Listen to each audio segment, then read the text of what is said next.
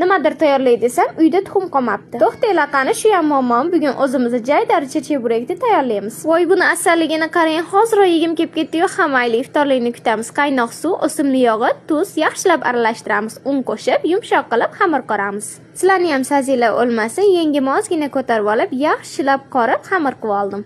Ozgina tindirishga qo'yib qo'yib, nachinkasiga o'tamiz. Qani shu joyiga ismaloq ko'katlar bo'lsa, hammayli kartoshkamizni archib, to'g'rab, suvda qaynatib olamiz. Oldinlari kartoshkani po'sti bilan qaynatib, keyin archib, ezib olardim. Lekin to'g'ralgan holatda tuzli suv bilan qaynatsangiz, yana ham mazasi zo'r chiqadi. Ozgincha piyozni qizartirib olib, yaxshilab ezib, mayda holatga keltirib olamiz. O'simlik yog'i ozgina qizartirish uchun oyjonni shakaropidan qo'shib olamiz. Kartoshkani o'zidan qilish sizni xohishingiz, men shakaropni shunchaki suvliroq bo'lish uchun qo'shib oldim.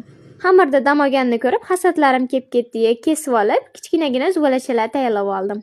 Darsgacha ulgura olsam, hammasini yoki bo'lmasam odam soniga bittadan qilib pishirib ketaman, chunki yoniga mastava bilan bulochka ham pishiryapman. Xamirimizni qancha yupqa yozsangiz, shuncha oson pishadi, lekin teshilib qolmaslik kerak, chunki ichiga yog' kirib qoladi. Chetlarini istasangiz o'rib olasiz, istasangiz menga o'xshab vilkada shakl chiqarib chiqasiz. Qizigan olovda ikki tomonni uyaltirib, qizartirib olamiz. Mazasini iftorlikda ko'ramiz. Agar hozir buni bo'lmasangiz, keyin yo'qotib qo'yasiz. Yoqimli ishtaha.